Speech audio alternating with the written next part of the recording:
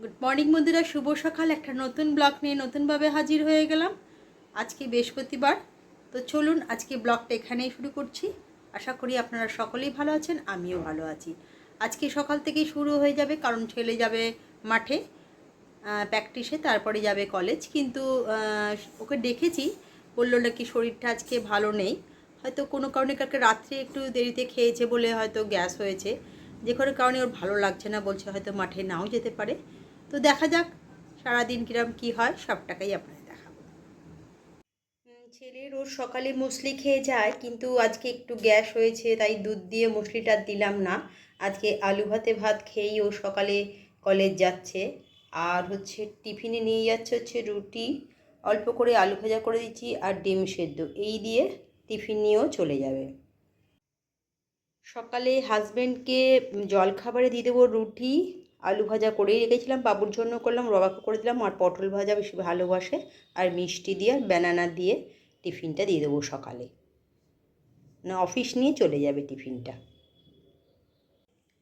আজকের সকালে লাঞ্চে করেছি ভাত, আর এটা হচ্ছে কী যেন পমফ্রেট মাছের ঝাল, আর এটা হচ্ছে পটল পোস্ত, ওল ভাতে, আর কি বলে পেঁয়াজি, এই দিয়ে আজকে দুপুরে আমার হাজব্যান্ডকে দিয়ে দেবো, আর আমারও হয়ে যাবে। কেননা ছেলে সকালে ভাত খেয়ে গেছে আর টিফিন নিয়ে গেছে, রাতে আবার যা কিছু খাবে।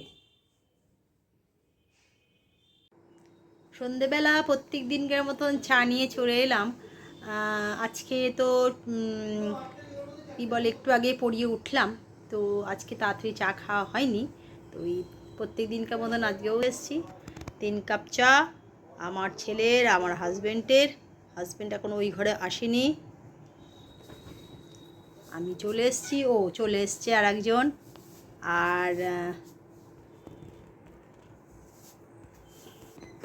আর একজন এই যে বসে পড়েছে। কি খাবে? চা। আর একজন বিস্কুট নিয়ে আসছে, আমি বিস্কুটটা আনতে ভুলে গেছিলাম, তাই বিস্কুট নিয়ে আসছে। তারপরে ছুটি হয়ে গেল আজকে। আজকে বুদ্ধদের আমাদের ছুটি করে দিল পুরো। আর একজন শুধু গেলাম, বন্ধুর হেডফোন দিয়ে চলে এলাম, এরকম হলো কাজ। এই কি এটা গোটা দাও, ভাঙা চলে আজকে কিন্তু আজকে তো বুদ্ধদেব ভট্টাচার্য মারা গেছেন বলে ক্লাসে ঢোকার পর যে নোটিশটা পেয়েছে, আবার কলকাতা থেকে চলে এলো। তো ওর কাছে খুব কষ্ট করে এসব বলতে নেই। আর আমার হাজবেন্ড বেরোবার সময় ও বলছিল যে খবরটা পেয়েছি, বেরোকে। তারপরে যখন নোটিশটা পেলো তখন আর বেরোলো না, যে আবার কলকাতা যাবো, আবার ফিরে আসবো। বাবু চলে এসছে, বাবু গেছিলো সকাল সকাল বেরিয়েছিল। তো খুবই আজকে একটা দুঃখজনক ঘটনা। মা ওনার সম্বন্ধে আমি যদিও বেশি কিছু জানি না, যেটুকুনি জানি একজন ভালো মানুষ। ও তো জানে না, আমি একটা মানুষ, আমি চিনি যেমন তো একটা মানুষ, আমি কে কী করে জানি না, একটা ভালো মানুষের মধ্যে আমি এনাকে একজন ভালো মানুষ বলে মনে করি। বুদ্ধদেব ভট্টাচার্যর, তারপরে জ্যোতি বসু, প্রয়াত জ্যোতি বসু খুব ভালো মানুষ। আমাদের বাবাদের আমলে বাবারা এনাদের খুবই সম্মান করতো। আর তখনকার দিনে একটা দেখলেই মনে হয় ওনাদের মধ্যে একটা ট্যালেন্টেড, সাদা পাঞ্জাবি, সাদা ধুতি, আর পায়ে বেলবাদা জুতো, একটা দেখলেই মনে হয় একটা অন্যরকম লাগতো। আমার মনে হতো, আমি সেটাকে ফিল করেছি। আমি যখন শুনলাম মারা গেছে, আমি বন্ধু যে বুদ্ধদেব ভট্টাচার্যটা কি, এটা খুব লজ্জাস্কর কথা, এটা বলার মতন নয়।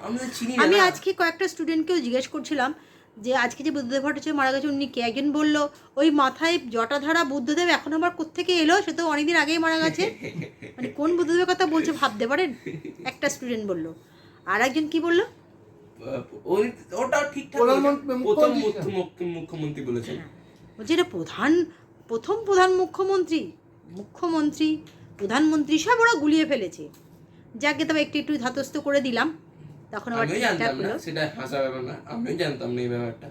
যখন ছিলেন তখন আমি মনে জন্মাইনি মুখ্যমন্ত্রী হিসেবে। তুমি ছিলে তখন? কেন যাবে, হয়তো ছোট ছিলে, হয়তো পড়ার সময় যখন মুখস্থ করেছিলাম মুখ্যমন্ত্রী প্রধানমন্ত্রী এভাবে মুখস্থ করেছে, পার্টিকুলার পার্সেন্টটাকে তোমার মনে ছিল না।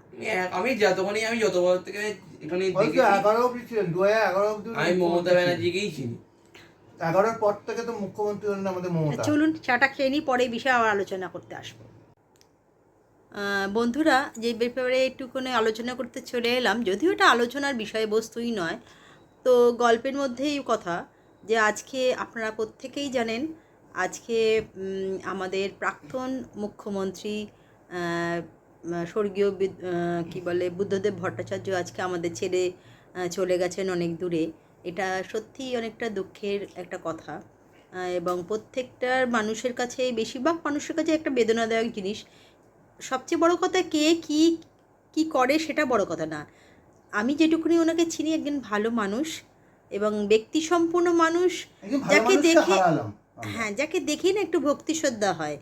মানে সাদা ধুতি, তার মধ্যে সাদা পাঞ্জাবি, আর পায়ে একটা কালো বেলবাদা জুতো, যখন উনি হেঁটে যেতেন, এডুকেটেড মনে হতো খুব। একটা অন্যরকম মানুষ বলে মনে হতো। আমি কোনো রকম কিছু বলবো না, একটা অন্যরকম মানুষ বলে আমার মনে হতো।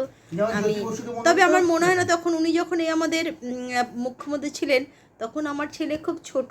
ওই বুলি শেখাতাম না, প্রধানমন্ত্রীর নাম কি, মুখ্যমন্ত্রী মানে পার্টিকুলার, মানে মানে উনি যে কি পার্সেন্ট, মানে কি মানে কি ধরনের মানুষ সেটা কিন্তু বলতে জানে না। খুবই খারাপ, কিন্তু আমি আজ ফার্স্ট টাইম ওনাকে মানে দেখলাম, ফার্স্ট টাইম, আর শুনলাম ব্যাপার ওনার। হ্যাঁ, ওকে যেরকম ও সেভাবে জানতো না। ও আমাদের মুখ্যমন্ত্রী মমতা ব্যানার্জিকে যেভাবে চেনে, সেইটুকুনি।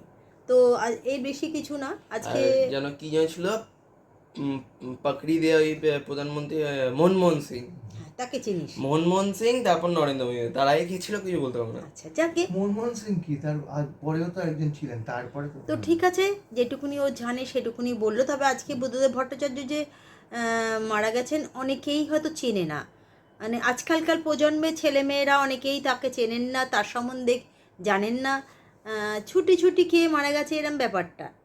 যাকে এইসব নিয়ে আলোচনায় গিয়ে না গিয়ে, একজন ভালো মহান মানুষ আমাদের ছেড়ে চলে গেলেন। একজন ভালো মানুষকে আমরা হারালাম। ওনার আত্মার শান্তি কামনা করি আমি এবং আমার পরিবার, এটুকুনি জানানোর ছিল।